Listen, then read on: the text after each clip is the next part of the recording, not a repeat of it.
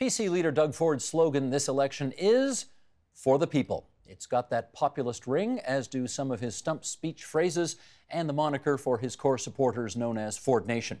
It's all part of why some, for better or worse, see him as Ontario's version of Donald Trump, although he rejects the comparison. Who are the people drawn to this supposedly populist message, and what do they think of that kind of comparison? Let's find out. From Daryl Bricker, he's the CEO of Ipsos Public Affairs. Janet Chi, a Doug Ford volunteer from Toronto, and Ishaq Mohammed, a Ford supporter from Mississauga. To give you some sense of the sway that Doug Ford has had with different cultural groups, we're going to present some data here. Now, this is data from a survey held right before the 2014 Toronto mayoralty election, which of course he participated in. That's the last time he ran for something. Participants were asked to identify their background and rate how they felt about Ford on a scale of 0 to 100. And you see what the figures show. So-called Canadians, people who just self-identified as Canadians, give Ford a 31 out of 100. But East Asians, almost 44. South Asians, north of 42. Eastern Europeans, 41. Western Europeans, again, quite low there, just south of 32. And let's do one more stat board here. Those born inside Canada gave Ford almost 37. Those born outside Canada, interestingly, give Ford almost a 43. So, immigrants and Canadians felt differently about Ford when these similar kinds of surveys were done about the other two people who ran for mayor, John Tory, who eventually won, Olivia Chow, who eventually came third. There was no kind of split between immigrants and Canadians. Their numbers were much more consistent. So, Daryl, get us started here. What are the values of an Ontario immigrant that might support Doug Ford? Well, it's interesting that when you contrast the newer immigrants with the older immigrants, the people that we're bringing into Canada now as immigrants that are coming to this country are people who are disproportionately upwardly mobile bootstrappers. They're people who are coming from mostly Pacific nations, the Philippines, China, and India, and they're coming with some resources, they're coming with a lot of ambition, and they're coming with those types of values that a Ford Nation type of person might have, where it's really more about the private sector than the public sector. It's about opportunity more than anything else. And I think that's, where Doug Ford has been able to penetrate, and also Rob Ford did previously, was with that group of voters. His late brother, who was the mayor. Right. If you are a political strategist and you are trying to get out the vote, what ridings might you be looking at for this group of people to go get out that vote? It is really interesting. We have this image in our minds that immigration starts in downtown Toronto. The truth is, as much as that reflects people's ethnicity, it also reflects their geography. If you look at where the big immigrant populations are in the greater Toronto area, they're mostly in the suburbs, not downtown. Downtown tends to be disproportionately white, better educated, more affluent. The suburbs are the places where the population is growing, and those ridings, particularly as you move in that donut, the 905 around the city of Toronto, that's the place where the election will be won or lost. So when you say suburbs, do you mean like Etobicoke, North York, Scarborough, or are you talking about... A little further out. Durham, York, yeah. Peel region, this Milton, kind of Markham, places like that, where Mississauga, where one of your other guests comes from, those places are going to be absolutely decisive. And the reason is the 905 disproportionately new Canadians, but also they tend to move in a sweep. They tend not to be onesies and twosies when somebody wins. They tend to move the whole group, and that's what Kathleen Wynne did in the last election. Now, we know traditionally, one more question to you before I get the others in. We know that traditionally the backbone of the PC party is in rural Ontario. Do these voters have anything in common with those voters who are, of course, overwhelmingly white in rural Ontario? The irony is that it isn't about identity. I mean, we keep trying to look at these as, identity type issues. It really is about values coordination, and that's where they come together. And they also, when Stephen Harper won back in 2011, it was a very similar type of phenomena. The values of those new Canadian immigrants, disproportionately in the 905, aligned well with smaller and rural Canada. Okay, we have a couple of people here who are participating in this election campaign in one way or another. Janet, let me start with you. Yes. It's your first election you're participating in? That's correct.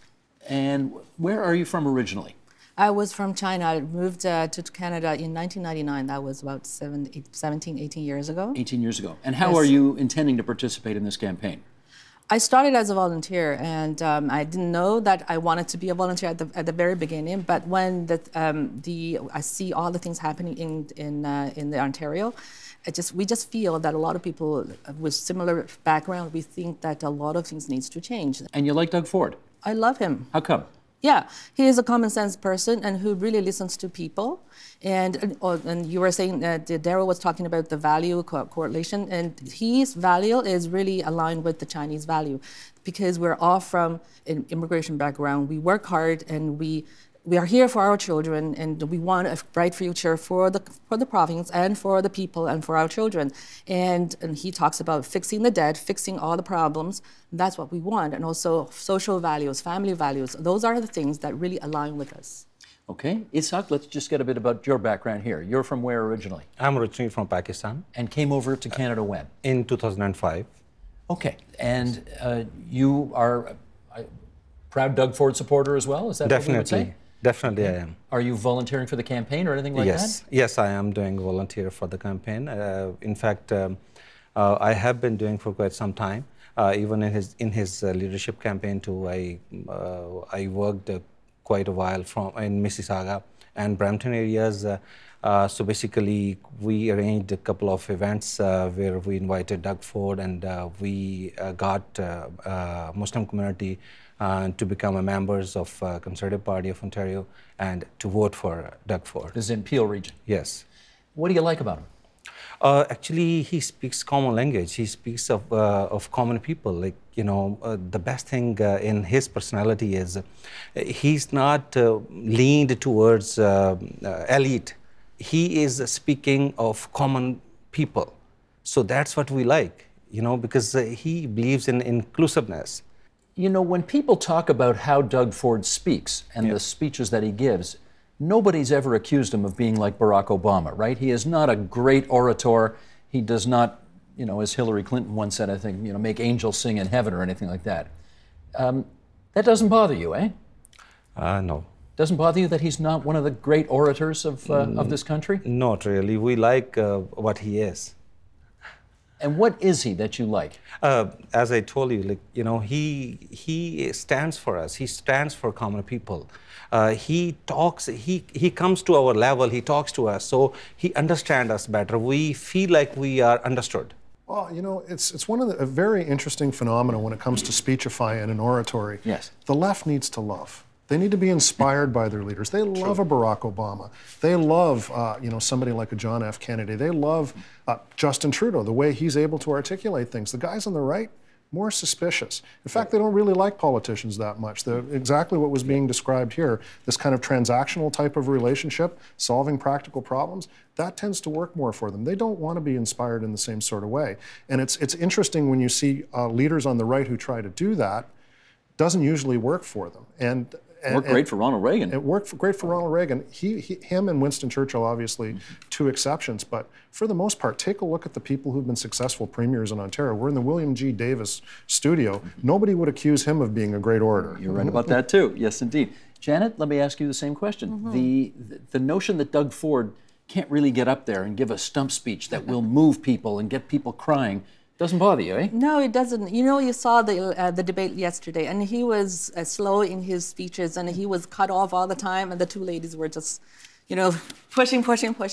And it is very unfair for him, but it's okay because he knows what he wants to do, and he's saying he's not like a career politician trying to please people and trying to buy votes and trying to do things to make people happy. He's doing things what he thinks is right, and also he has a knowledge and the experience of knowing how to fix it because he's the only person who has ever run a business in Canada and in the US and make it very successful, and then that's why we believe that he can do it. Let me follow up on one other thing, because I guess you both watched the debate last night? Right. The City TV debate? Okay. He was the only candidate on that stage last night who said, we're going to reopen the sex ed curriculum and take another look at it. The Premier obviously brought it in. She was in favor, and Andrew Horwath agreed that updating was necessary. What's your view on that?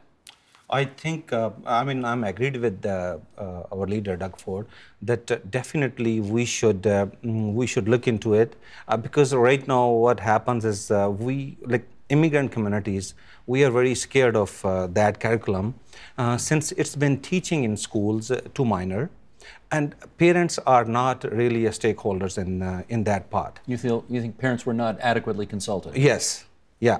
And plus, we don't know what the curriculum is because curriculum is not defined. I find that an interesting observation because if there's anything that has been discussed ad nauseum over the past few years in Ontario, it's certainly the updates to the sex ed curriculum in excruciating detail.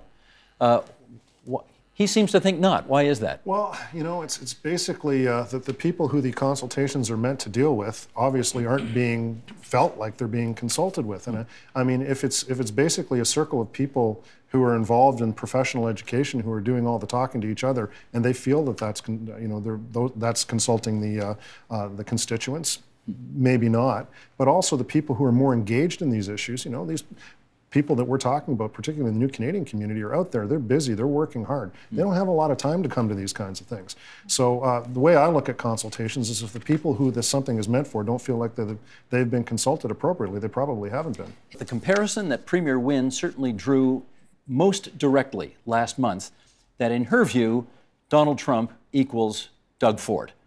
I'd like to know, in your view, how similar you think the two are.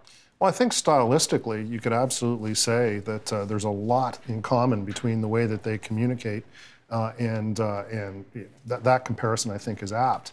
But when you look at what's motivating their political support, I mean, anybody who's actually done any research on this, and I've done a lot of research on this, knows that the drivers for Donald Trump are very different from the drivers that are happening here in Ontario. Meaning what? Well, for example, in the United States, you know, that wall was not an insignificant issue. Nativism is a big driver of this. It's the idea that this group of the population that feels it's being left behind by social and demographic change are somehow going to use Donald Trump as the vehicle to stop that change. In Ontario, people aren't talking about things in a similar way. In fact, the type of election that we're going through right now is really an emphatic correction to basically a kind of a downtown type of agenda that's taking place in this election campaign. And it's really more like a traditional type of change the government, throw the bums out kind of a dynamic. Whenever it is put to Doug Ford, whenever he is asked, do you think you're like Donald Trump? He really gets his back up. He does not like the comparison at all. Does that interest you? Absolutely. I think you know, he should be running as fast as he can from the comparison, because if you look at something that Canadians pretty much all agree on is they don't like Donald Trump. So Mr. Ford might have some similarities in terms of the way he communicates, which he has to watch, but in terms of the values that are really driving his vote, he doesn't need to plug into what Donald Trump plugged into, because it wouldn't work here in this province. Janet, do you see any similarities between Trump and Ford? Well, I see some, but not all of them is the same. And one thing I have to say that they are both from a background that they don't really care about money. They're just out here to do the right things for the people, and they're not career politicians trying to to get the power. That's something that's very similar. But from what I know about Doug himself, and he's a family man, he's very heavy on family values and everything, and he listens to people, and heeding to the grassroots, and those are different from Donald. But I have to say, I like Donald Trump actually. From I know a lot of Canadians don't like him, but the things he's doing actually works. In the end, it's whoever gets the job done right. Get the employment down. Get the economy to go up, and that's what we want in Ontario. And then we want someone who can fix things. And really, I like what Doug was saying, that Ontario is open for business, and that's along the same line with what Donald Trump was doing. Is really to encourage businesses and entrepreneurs and to really do their job and bring up the economy. That's actually the same, I would say. Ishak, what comparisons do you make when you see Trump and Ford? I mean, as other guests said, like I can see the comparison stylistically, but if you see as a leader, there's no comparison, because Donald Trump is dividing the nation, but Doug Ford is including the whole nation. Basically, he is addressing to every single minority, immigration background people, every single ethnicity he has been talking to. In his kickoff of his presidential campaign, Donald Trump looked south. He called Mexicans rapists. He called them murderers. He called them bad hombres. He did a lot of stuff. You don't see Doug Ford sort of cherry-picking ethnic groups and saying those kinds of inflammatory things about anybody. That's probably what we're saying. However, Trump got endorsed by some pretty radical groups, the KKK, for example, some neo-Nazi groups, and he took a sweet time distancing himself from those endorsements, and in the end, nobody really believed he distanced himself. Ford here in Ontario is getting similar kinds of endorsements. There was recently a sort of neo-Nazi from Quebec named Zeiger who came out and said, I love this Doug Ford guy. Ford immediately disassociated himself from it. How significant do you think those differences are? Extremely important. I think that if what your other guests have said about Doug Ford happens to be true, and that's the way that the new Canadian community is responding to him, if there is a belief that he is a divider in a similar way, if there is a belief that he has hate in his heart for real about immigrant groups, this election is going to be decided in the 905, and as I said before, it's disproportionately new Canadians. He has to have a good relationship with those communities. So as fast as he can move, he should probably even be moving faster. Trump, again, quite obviously, I do remember that time in Charlottesville when they had the protest, he said there were fine people on both sides of this thing. I haven't heard Ford say anything like that. To what extent do you think, though, that surreptitiously Ford might be trying to play footsie with nativist groups in the province of Ontario? I haven't seen any evidence of that. I think that, as I said before, if he was, it obviously would be a distinction that the opposition parties would be very happy to bring out and to force him to justify. And if it turned out to be true, he would be in very serious trouble in this election. If it's obvious that he wants to disassociate himself from those elements, why are they still interested in him? And what we're talking about here are very, very small groups of the population, people who find themselves together on the internet. I guess they can decide who they want to endorse politically. Maybe it's an opportunity for them to get some limelight by being associated with Doug Ford.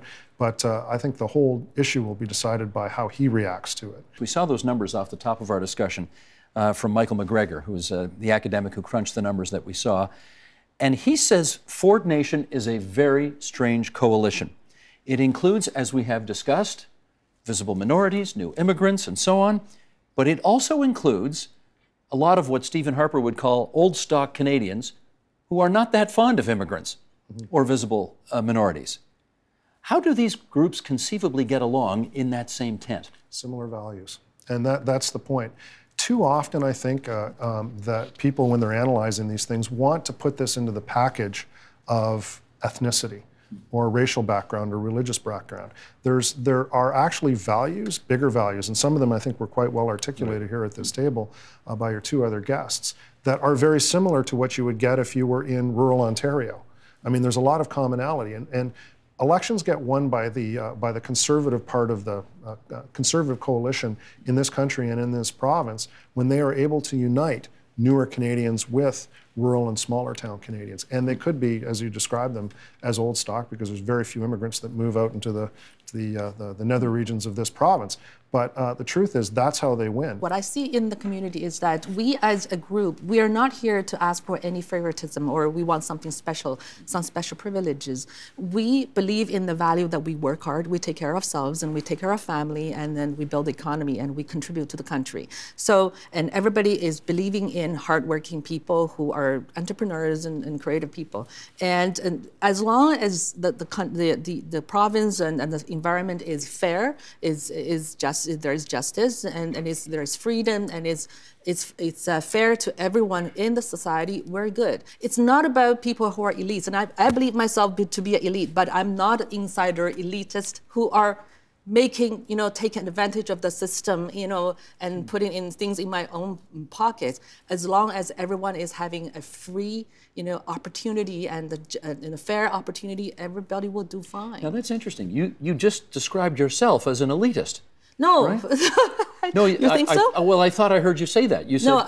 I think I'm elite, and I go to the right schools, and I have good education and everything. But I'm not part. I don't believe in people, being part of the insiders, and taking advantage of the system. And that's why I think to have everybody having a fair chance and have fair opportunity, that's every ethnic group is looking for. Isak, let me get you to follow up. Have you been to any of the big Ford rallies that have taken place over the past few months? Yes, I have been. Tell me what the faces of the people look like at these events. They were actually mixed people from ethnic background plus from white Canadians.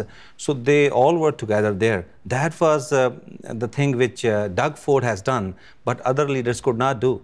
He combined the flavors because we share the same values. We have same family values. I think he clicked the right button. And we combined both the flavors together, so I think that thing make him win. Have you? Now, I got to admit, I've never heard that expression before. Do you hear this when you do research, combining the flavors? Well, that's an interesting way. I've never heard it put that way before. That's a reasonable. And also, Doug's, just to speak to what Janet was talking about, Doug Ford, if there's anybody who's an outsider in this city, even though the fact that he's served as a city councillor and his family is heavily invested in what happens in the city of Toronto, who's treated as an outsider by the media, by the elite in this city, it's a guy like Doug Ford.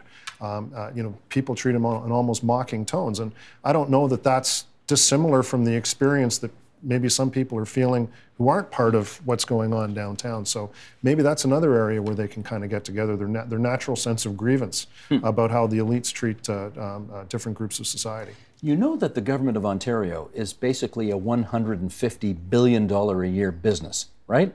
It's a big business. It is a big business. Doug Ford has actually only had a few years of experience in politics, and even then he was at his brother's side. His brother was the mayor, he was a city councillor. Do you feel he has the experience to run a $150 billion a year corporation? I think it's important to see that a $150 billion business, is it your own business or is someone else's business?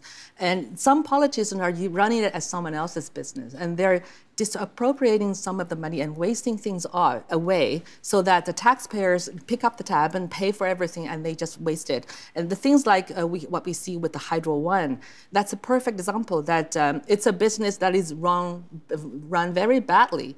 But in case of Doug, and I think the reason I trust him is to say he has run his own business. He knows what is best for his own business, and he was successful both in Canada and in the U.S. Mm-hmm. He's innovative in that sense. And the people. But that's a multi-million-dollar business. This is a multi-billion-dollar. It's the same thing. If you run your own kitchen, you have to know the right things too.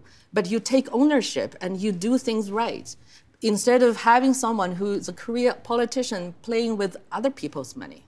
And I have to say that the other two leaders in the leadership race, I don't know what their credentials are, but they have not run business themselves before. Well, the Premier would say her credentials are she's been the Premier for 5 years. So running other people's money. Well, and that's what you want Ford to do, right? Run other people's money. Yes, but he will take ownership because he knows how to run his own business. Doug Ford comes out and he says 4 cents on the dollar. Mm-hmm. Whether you think that's a good number or not, the average person understands what 4 cents is on a dollar. They may not understand $6 billion, which is what they do not understand $6 billion. It's bigger than the biggest lottery win that they can hope for. Right. And so when maybe he's not articulate when he says it. Maybe he looks a little stunned when he's trying to find the right camera to look into or whatever. But that kind of message among the community that he's trying to appeal to is an absolutely spot-on message. The $6 billion message. Very, very difficult. Maybe downtown you can communicate that, but out in Newmarket, you're going to have a harder time talking about billions. That's Daryl Bricker. He's the CEO of Ipsos Public Affairs. We thank Daryl for coming on the program tonight.